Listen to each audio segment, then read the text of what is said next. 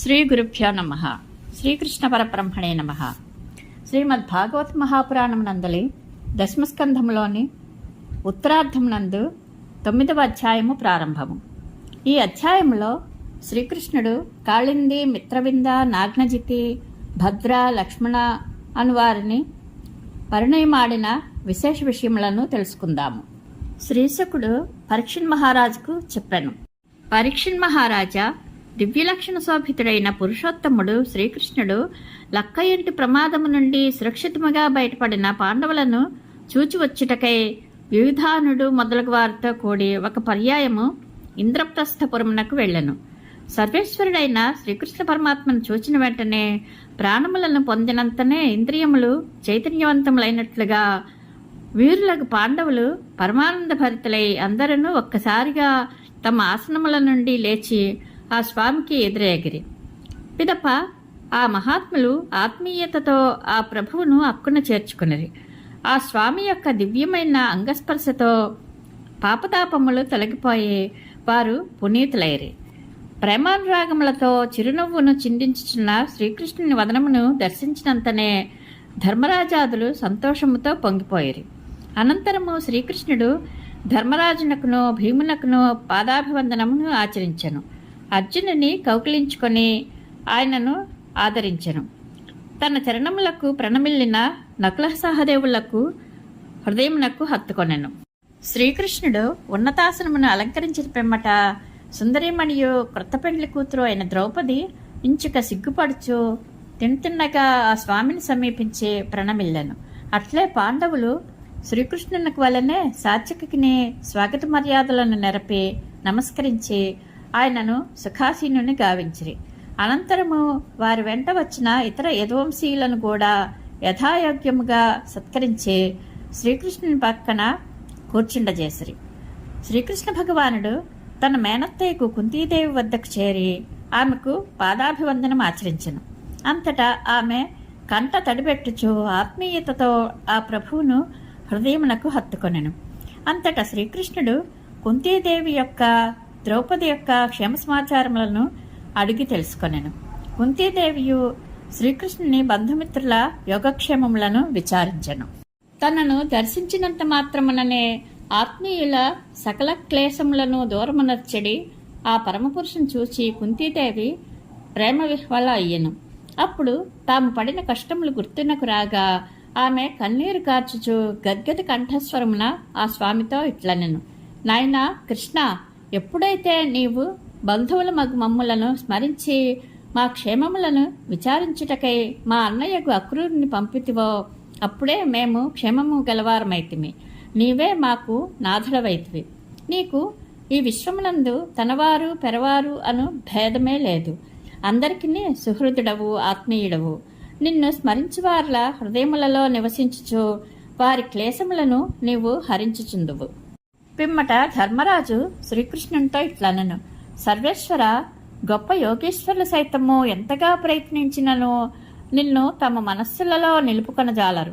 అంతటి యోగేశ్వరులకును నీ దర్శనమప్పుట దుర్లభము. అట్టి నీవు మాకు బంధువు అగుట మా అదృష్టము. మేము అల్పులమే అయినను నీవు ఆత్మీయతతో మా వద్దకు వచ్చి మా యోగక్షేమములను అరయిచుందువు. పూర్వజన్మలలో మేము ఎంతటి పుణ్యము చేసుకొంటిమో.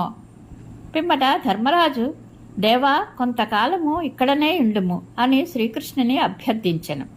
ఆయన కోరికపై ఆ స్వామి తన రూపలావణ్యములచే ఇంద్రప్రస్థవాసులకును కనుల పండ్లు గావించుచు వర్షాకాలము 4 మాసములను అచటినే హాయిగా నివసించెను. పరీక్షణ్ మహారాజా, అర్జునుడు ఒకసారి అక్షయముగా బాణములను కలిగి ఉండడి 2 తూణీరములను గాండివము అని పేరుగల ధనుస్సును తీసుకొని కవచధారి అయి కపిధ్వజము గల రథమును అధిరోహించెను. పిమ్మట ఆ వీరశిరోమణి కృష్ణునితో కూడి విహారమునకై ఒక మహారణ్యమున ప్రవేశించెను. ఆ అడవి భయంకరమైన పెద్ద పుల్లలతోనూ సర్పములతోనూ తదితరములైన క్రూర మృగములతోనూ నిండి ఉండెను. ఆ అడవిలో తాపస జీవనము గడుపుచున్న వారికి క్రూర మృగముల బాధ నుండి రక్షించుటకు గాను అర్జునుడు తన నిశిత శరములతో వేటాడెను. పిమ్మట వారి వెంటనున్న సేవకులు పర్వదినమును ఆచరింపబడు యజ్ఞకర్మలకు అర్హములైన వస్తు సామగ్రిని ధర్మరాజునకు సమర్పించిరి. వేటాడి మిగుల అలసి ఉన్న అర్జునుడు చాలా దప్పికొన్నవాడై యమునా నదీ తీరమునకు చేరెను. మహారథులైన కృష్ణార్జునులు ఆ తీరమునందు కాళ్ళు చేతులను కడుక్కొని స్వచ్ఛమైన మధుర జలములతో దాహమును తీర్చుకొనిరి. అప్పుడు వారు అచ్చట సంచరించున్న ఒక కన్యను గార్చిరి. ఆమె అందచందములు చూడముచ్చట గొలుపుచుండెను. ఆ కన్య యొక్క కటు సౌందర్యము అపూర్వము, పలువరుసలు మనోహరములు, ముఖశోభలు ఆహ్లాదకరములు. శ్రీకృష్ణుని ప్రేరణతో అర్జునుడు ఆ కన్యారత్నమును సమీపించి ఇట్లా అడిగెను: ఓ సుందరాంగి, నీవు ఎవరు? ఎవరి కుమార్తెవు? ఎక్కడి నుండి వచ్చితివి? ఇచ్చట నీకేమి పని? నీవు తగిన వరిని పరిణయమాడు వాంఛతో ఇచ్చట మసలుచున్నట్లు కనబడుచున్నది. ఓ శుభాంగి, నీ పుట్టుపూర్వోత్తరములను విపులముగా తెలుపుము. అంతటా కాళింది అర్జునునితో ఇట్లనెను: మహాత్మా, నేను సూర్యభగవానుని కుమార్తెను. నా పేరు కాళింది. సర్వేశ్వరుడు వరదుడు అయిన శ్రీ మహావిష్ణువును పతిగా కోరి తపము నరించుచున్నాను. మహావీర, లక్ష్మీదేవికి ఆశ్రయుడైన ఆ పరమపురుషుని తప్ప ఇతరుని నేను వరునిగా కోరుకొనను. ఆ విష్ణు భగవానుడు దిక్కులేని వారికి ఎల్లరకును దిక్కైనవాడు. ఆ స్వామి నా ఎడ ప్రసన్నుడగుగాక. మా తండ్రి యొక్క సూర్యుడు నా నిమిత్తమై యమునా నదీ జలములలో ఒక భవనమును నిర్మించియుండెను. శ్రీహరి దర్శనము అగునంత వరకును, శ్రీహరి అనుగ్రహము ప్రాప్తించినంత వరకును నేను అందే నివసించుచుందును. పిమ్మట అర్జునుడు ఆమె వృత్తాంతమును శ్రీకృష్ణునకు సాకల్యముగా వివరించెను. అప్పుడు సర్వజ్ఞుడైన శ్రీకృష్ణుడు ఆ కాళిందీ కన్యను తన రథముపై చేర్చుకుని ధర్మరాజు వద్దకు చేరెను. అంతటా పాండవుల అభ్యర్థనను అనుసరించి శ్రీకృష్ణుడు పరమాద్భుతమైన ఒక విచిత్ర నగరమును విశ్వకర్మ చేత నిర్మింపజేసెను. కృష్ణ భగవానుడు తనకు ఆత్మీయులైన పాండవులకు తృప్తిని కూర్చుటకై కొంత సమయము అచటనే గడిపెను. ఆ సమయముననే అగ్నిదేవునకు ఖాండవవనమును ఇచ్చుటకై అర్జునునకు సారథి అయ్యను. ఆహారముగా ఖాండవవనము లభించుటతో అగ్నిదేవుడు పరితృప్తుడై అర్జునునకు ధనుస్సును, శ్వేతాశ్వములను, రథమును, అక్షయతూణీరములను, శత్రువుల అస్త్రశస్త్రములకు అభేద్యమైన కవచమును ప్రసాదించెను. అగ్ని ప్రమాదము నుండి అర్జునుడు తనను కాపాడినందులకు మయుడు కృతజ్ఞతాపూర్వకముగా శిల్ప నైపుణ్యము గల ఒక సభా మందిరమును నిర్మించి ఆయనకు బహూకరించెను. దుర్యోధనుడు ఆ మందిరముననే జలము లేని చోట జలము ఉన్నట్లును, జలము ఉన్న చోట జలము లేనట్లును భ్రమకు గురి అయ్యెను. మయుడు ఒక ధనుజుడు, నముచి అనువాని సోదరుడు. ఇతడు ఖాండవవనమున నివసించుచుండును. అగ్నిచే ఆ వనము దహించి వేయబడుచున్నప్పుడు మయుడు తక్షకుని గృహమున ప్రవేశించెను. అగ్ని దానిని కూడా చుట్టుముట్టెను. అప్పుడు మయుడు అర్జునుని శరణుజొచ్చెను. అంతటా అర్జునుడు అతనిని ఆ ప్రమాదము నుండి రక్షించి ధర్మరాజు వద్దకు తీసుకునిపోయాను. కృతజ్ఞుడైన మయుడు శ్రీకృష్ణుని సూచనపై ధర్మరాజునకు ఒక అపూర్వమైన సభామందిరమును నిర్మించి ఇచ్చెను. దానికే మైసభ అని పేరు ప్రసిద్ధమయ్యను. ఇంకను మయుడు భీములకు ఒక గదను, అర్జునునకు దేవదత్తము అను శంఖమును బహూకరించెను. పిమ్మట శ్రీకృష్ణుడు అర్జునుని అనుజ్ఞతో యుధిష్ఠిరాది బంధుమిత్రుల ఆమోదముతో సాత్యకి మున్నగు వారితో కూడి ద్వారకకు తిరిగి వచ్చెను. అనంతరము శ్రీకృష్ణుడు యోగ్యమైన ఋతువునందు తారాబలముతో ఒప్పుచున్న ఒక శుభముహూర్తమున కాళిందిని పెళ్లి ఆడను. ఆ వివాహ మహోత్సవమును దర్శించిన శ్రీకృష్ణుని ఆత్మీయులు అందరూ పరమానంద భరితులైరి. ఆ ప్రభువు అనుగ్రహంతో వారికి సకల శుభములను చేకూరెను. విందుడు అనువిందుడు అనువారు అవంతి దేశాధిపతులు. వారు దుర్యోధనునకు అనుయాయులు. వారి సోదరి అయిన మిత్రవింద శ్రీకృష్ణుని యందు గాఢానురాగము కలిగియుండెను. కావున ఆమె స్వయంవరమున ఆ స్వామిని వరింపగోరెను. అందులకు విందానువిందులు అంగీకరింపకుండిరి. మిత్రవింద తల్లి అయిన రాజాధిదేవి శ్రీకృష్ణునకు మేనత్త. ఆ ప్రభువు స్వయంవర సభలో రాజులందరూ చూచుండగానే బలవంతంగా మిత్రవిందను ఎత్తుకుని పోయి వివాహమాడెను. నగ్నచిత్తు కోసల దేశమునకు ప్రభువు. అతడు మిగుల ధార్మికుడు. ఆ మహారాజునకు సత్య అను కూతురు కలదు. ఆమె మిగుల సౌందర్యవతి. నగ్నజిత్తు కుమార్తెగుట వలన ఆమెకు నాగ్నజితి అను వ్యవహారనామము కలదు. నగ్నజిత్తు వద్ద వాడి అయిన కొమ్ములు గల 7 వృషభములు కలవు. అవి మిక్కిలి మదించి ఉన్నవి. వీరుల వాసన సోకినంతనే అవి కయ్యమునకు కాలుదువ్వును. వారి మీదకి విజృంభించుచుండును. బాహుబలముతో వాటిని పట్టుకొని కట్టివేసిన వానికి నా కుమార్తెనిచ్చి పెళ్లి చేయుదును అని నగ్నజిత్తు ప్రకటించెను.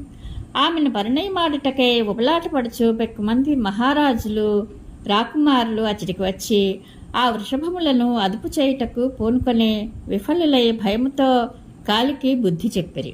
వృషభములను జయించిన వానికి రాజకుమారి యగు నాగ్నజితి భార్య యగును అను వార్తను విని యదువీర శిరోమణి అయిన శ్రీకృష్ణుడు ఆమెను వివాహం చేసుకున్న గోరి గొప్ప సైన్యమును తీసుకొని కోసలదేశ రాజధానియగు అయోధ్యకు చేరెను. శ్రీకృష్ణుని రాకకు మిక్కిలి సంతోషపడిన నగ్నజిత్తు ఆ స్వామికి ఎదురేకి స్వాగత మర్యాదలను నెరపి ఉన్నతాసనముపై కూర్చుండజేసెను. అనంతరము ఆ మహారాజు సముచితములైన పూజాద్రవ్యములతో ఆ శ్రీకృష్ణుని అర్చించెను. ఆ స్వామియు అతనిని అభినందించెను.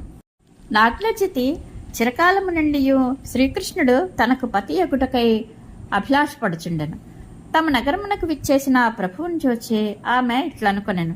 నా అభిలాషలు పవిత్రములైనవైనచో, నేను నోచిన నోములు సత్యములైనచో, ఈ పురుషోత్తముడే నాకు పతియగునట్లు ఆ పరమేశ్వరుడు అనుగ్రహించుగాక. లక్ష్మీదేవియు బ్రహ్మదేవుడు శంకరుడు దిక్పాలురు ఆ శ్రీహరిని భక్తి శ్రద్ధలతో సేవించుచు ఆయన పాదధూళిని తమ శిరస్సులపై దాల్చుచుందురు. లీలామానుష విగ్రహుడైన ఆ ప్రభువు భూభారమును తొలగించుటకే పెక్క అవతారములను దాల్చుచుండును. నేను నర్చిన ఏ వ్రతములకు నియమములకు ప్రసన్నుడై నన్ను చేపట్టున్నావు కదా. నగ్నజిత్తు శ్రీకృష్ణుని అర్చించిన పిమ్మట ఆ ప్రభువుతో మరలా ఇట్లు వచించెను. శ్రీహరి, నీవు జగన్నాథుడవు. నీవు ఆత్మానందముచే పరిపూర్ణుడవు. నేను అల్పుడను. నేను ఏమి చేయవలనో సెలవిమ్ము. పూర్ణకాముడవైన నీకు అల్పుడనైన నేను ఏమి చేయగలను? నగ్నజిత్తు మహారాజు నర్చిన అతిథి సత్కారములకు సంతుష్టుడై ఉన్నతాసనమును అధిష్ఠించి ఉన్న శ్రీకృష్ణుడు దరహాసం చేయిచు మేఘ గంభీర స్వరమున ఆ రాజుతో ఇట్లనెను. నరేంద్ర, స్వధర్మములందు నిరతులైన క్షత్రియులు ఇతరులను ఏమీయూ యాచింపరాదు అని ప్రాజ్ఞులు వచింతురు.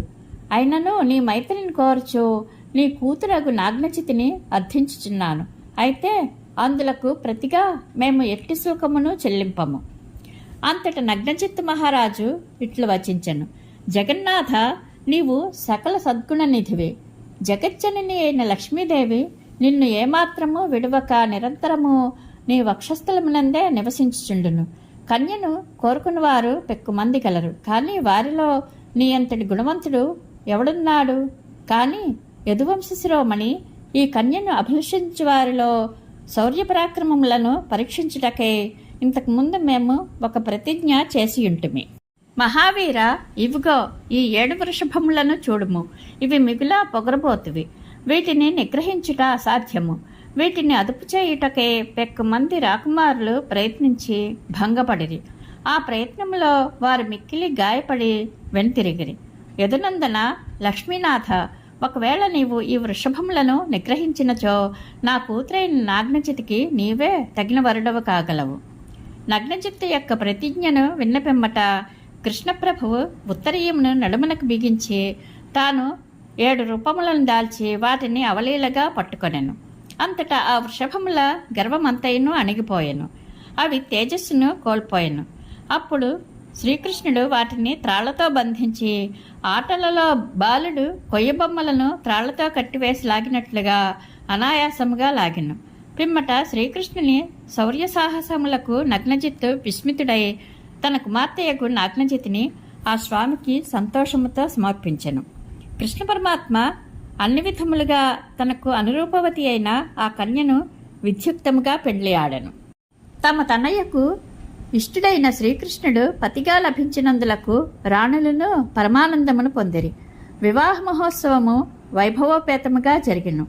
ఆ మహోత్సవ సమయమున శంఖములు పూరింపబడినవి, ఢంకాధ్వనులు మారుమ్రోగినవి, నగారాల మ్రోతలు మిన్నుముట్టినవి, మధుర గీతాలాపములు, వాద్యగోష్ఠులు శ్రోతలను ఆనందమగ్నులను గావించినవి. భూసురులు శుభాశీస్సులను పలికిరి. స్త్రీ పురుషులు అందరూ నూతన వస్త్రాభరణములను ధరించి పూలహారములను దాల్చి పరమానందముతో పొంగిపోయిరి. ఆ శుభ సమయమున నగ్నజిత్తు మహారాజు నూతన దంపతులకు 10,000 ధేనువులను, సువర్ణహారములతోనూ నూతన వస్త్రములతో అలంకృతములైన 3,000 మంది దాసీలను, 9,000 గజములను, వాటికి 100 రెట్లు రథములను, రథములకు 100 రెట్లు అశ్వములను, వాటికి 100 రెట్లు సేవకులను కానుకగా సమర్పించను. కోసలరాజైన ఆ నగ్నజిత్తు నవవధూవరులను రథముల కూర్చుండజేసి మహాసైన్యమునిచ్చి వీడుకొల్పెను. కుమార్తెపై గల వాత్సల్య కారణముగా ఆమె ఎడబాటునకు తట్టుకొనలేక ఆ మహారాజు హృదయము ద్రవించెను. ఇంతకుముందు నాగ్నజితికై అర్రులు చాచిన రాజుల బలపరాక్రమములు వృషభముల చేతను ఎదువీరుల వలనను వమ్మైపోయెను. శ్రీకృష్ణుడు నాగ్నజితిని రథమునందు చేర్చుకొని పయనమై వెళ్ళుచున్న విషయమును విన్నంతనే వారందరూ అసూయాగ్రస్తులై మార్గమధ్యమున ఆ ప్రభువును అడ్డగించిరి. పిమ్మట వారు శ్రీకృష్ణార్జునులపై బాణవర్షమును కురిపింపసాగిరి. అప్పుడు అర్జునుడు తనకు ఆత్మీయుడైన శ్రీకృష్ణునకు ప్రియమును కూర్చుటకై గాంధీవమును చేబూని సింహము క్షుద్రమృగములను వలె ఆ రాజన్యులను పారద్రోలెను. యతిశ్రోమణియు దేవకీసుతుడును అయిన కృష్ణ భగవానుడు కానుకలను గ్రహించి సత్యతో సహా ద్వారకకు చేరి ఆమెతో కూడి ఆనందింపసాగెను. శ్రీకృష్ణునకు మేనత్తయ్యకు శృతకీర్తి కేకయ దేశపు రాణి. ఆమె కుమారులు సంతర్ధనాథులు, కూతురు భద్ర. సంతర్ధనాథులు తమ సోదరియకు భద్రను శ్రీకృష్ణునకు ఇచ్చి వివాహము చేసిరి. మద్రదేశాధిపతి కూతురు లక్ష్మణ. ఆమె సకల శుభలక్షణ సంపన్నురాలు.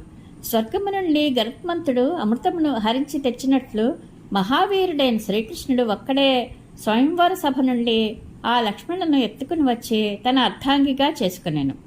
ఇదే విధముగా శ్రీకృష్ణ భగవానుడు నరకాసురుని వధించి అతనిచే బంధింపబడి ఉన్న వేల కొలది సుందరీమణులకు బంధ విముక్తిని కలిగించి వారిని వివాహమాడెను. ఇది శ్రీమద్భాగవత మహాపురాణం నందలి దశమస్కంధంలోని ఉత్తరార్థమునందు 9వ అధ్యాయము సంపూర్ణము.